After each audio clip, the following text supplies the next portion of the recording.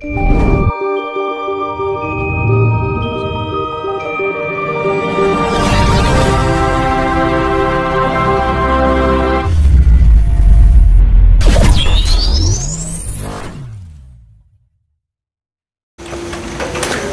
Linglung itu menurut pemahaman saya yang pernah saya ketahui dari beberapa dawuhnya Pini Sepuh, Suluk Linglung merupakan tulisan yang mengisahkan sejarah perjalanan ritual para wali terdahulu, mulai perjalanannya dalam kehidupan nyata sampai dia ingin menjadi orang yang suci atau orang yang makrifat. Jadi bagaimana perjalanan itu diuraikan dalam tulisan-tulisan yang disadur dengan tembang. Nah, tembang itulah yang dinamakan suluk. Adapun linglung yang berarti kebingungan. Jadi di saat manusia mengalami fase kebingungan, mencari jati diri, maka tanpa sadar melantunkan tembang, dan inilah yang dinamakan suluk. Maka tidak heran apabila suluk linglung itu identik dengan ajaran para wali.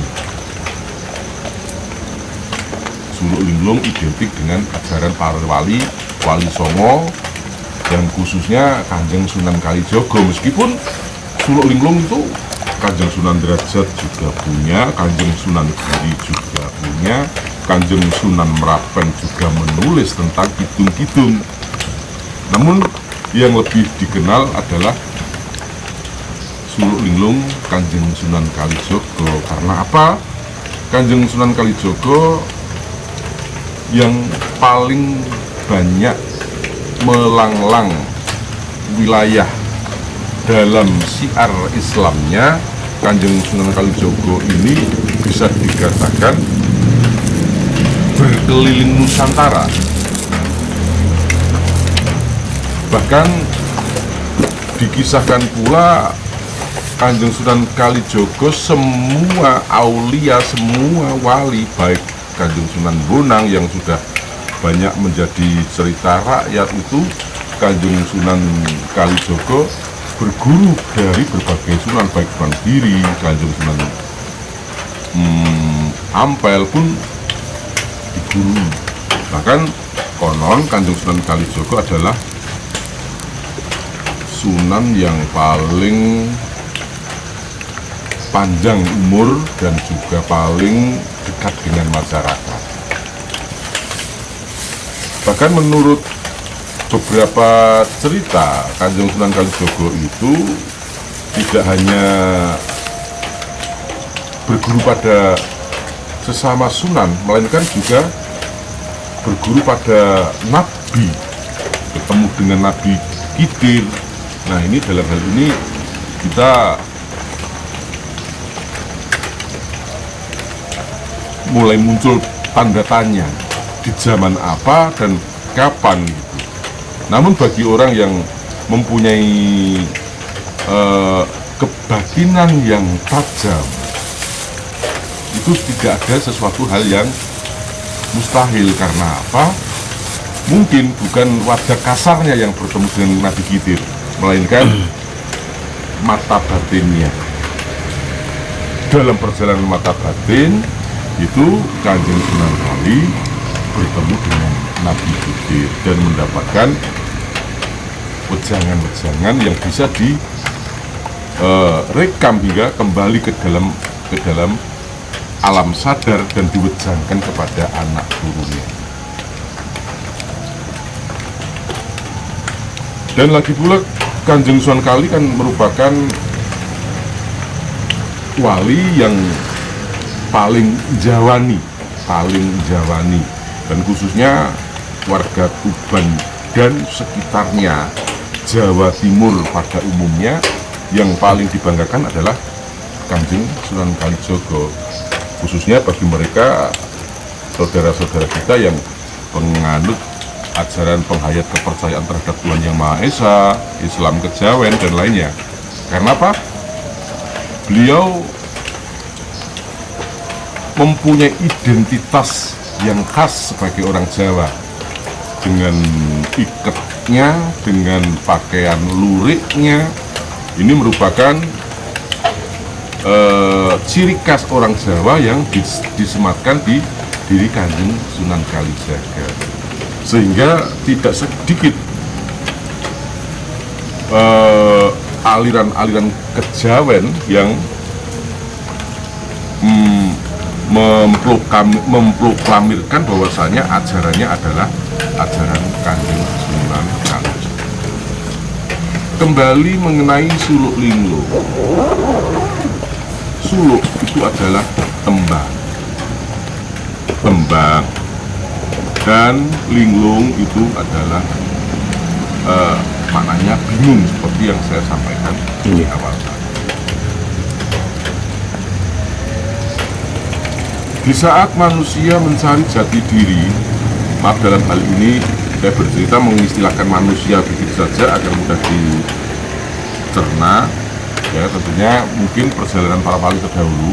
Jadi di mana saat manusia kehilangan jati dirinya, ingin mengetahui jati dirinya, maka dia akan kebingungan, berpikir sebenarnya saya ini siapa, apa, dan akan kemana. Maka dari itulah para pendahulu kita, leluhur kita terdahulu membuat tulisan-tulisan agar dipelajari oleh anak cucu kita. Banyak mengenai hidung-hidung yang mengajak kita untuk kebaikan.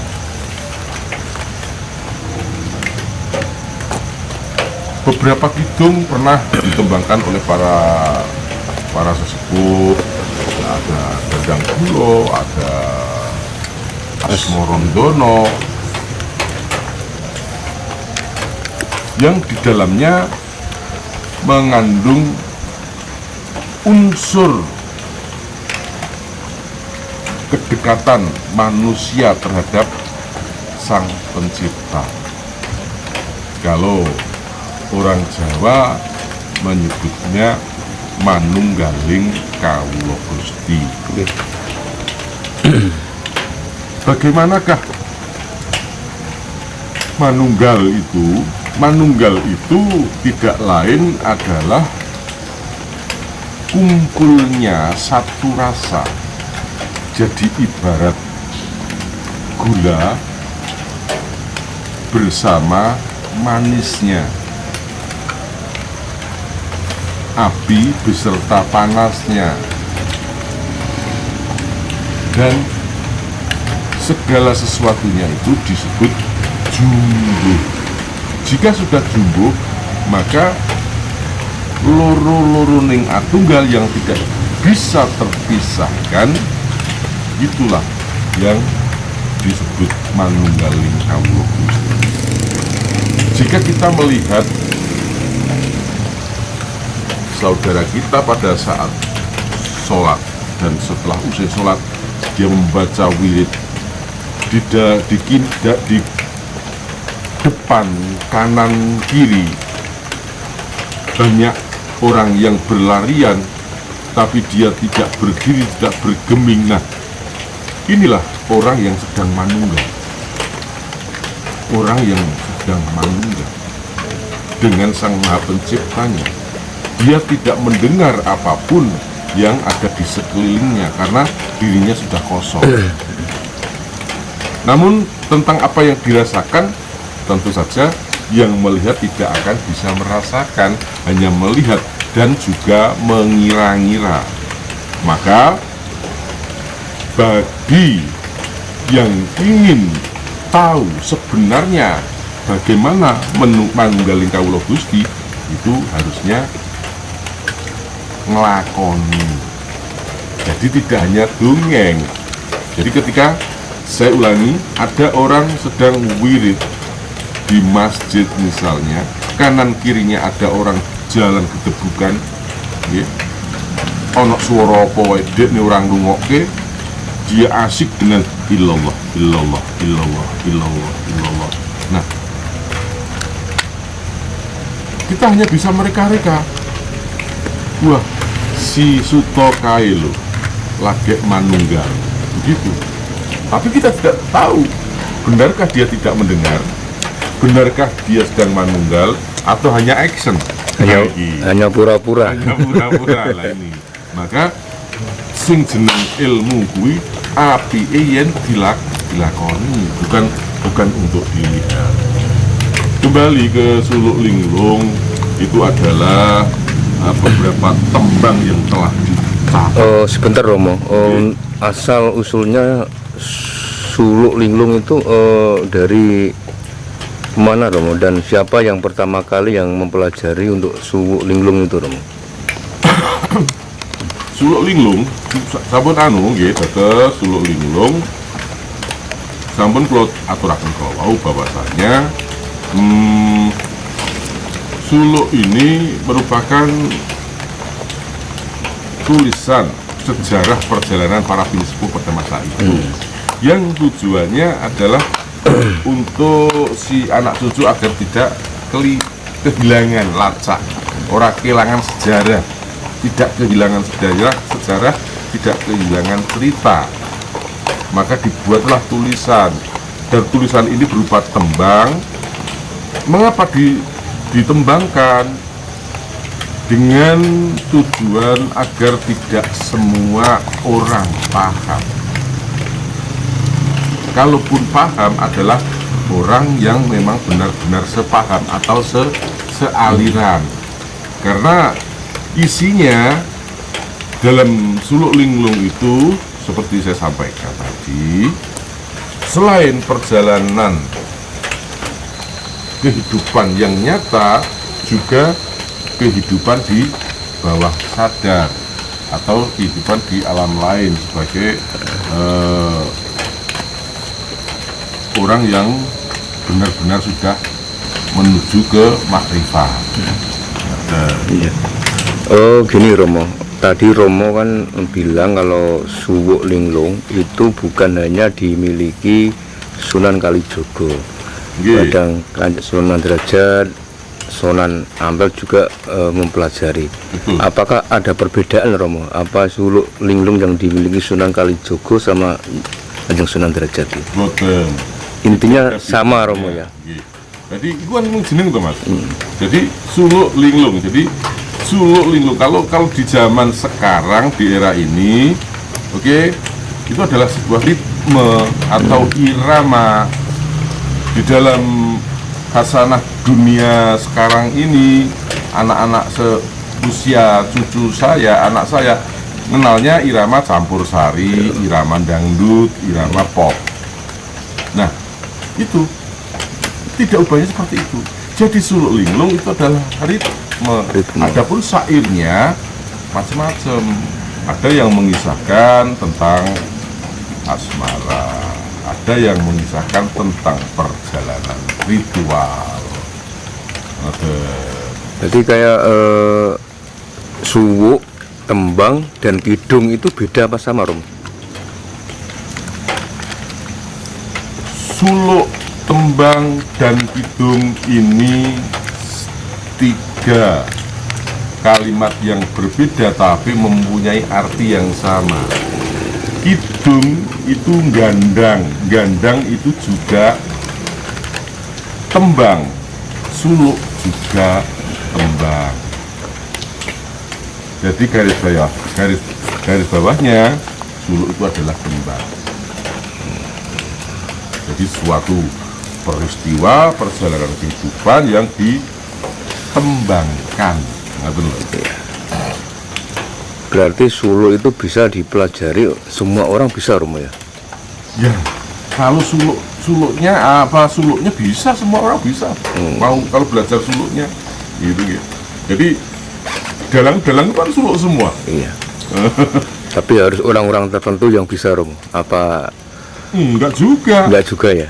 Enggak juga, tergantung isinya. Jadi kalau isinya tentang kemakrifatan, nah ini kita akan diajak dalam syair itu akan kita diajak berjalan menuju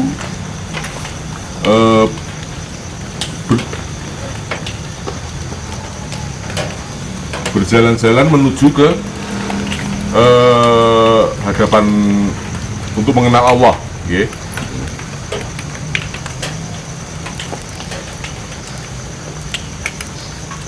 Jadi diajak berjalan untuk mengetahui perjalanan Allah.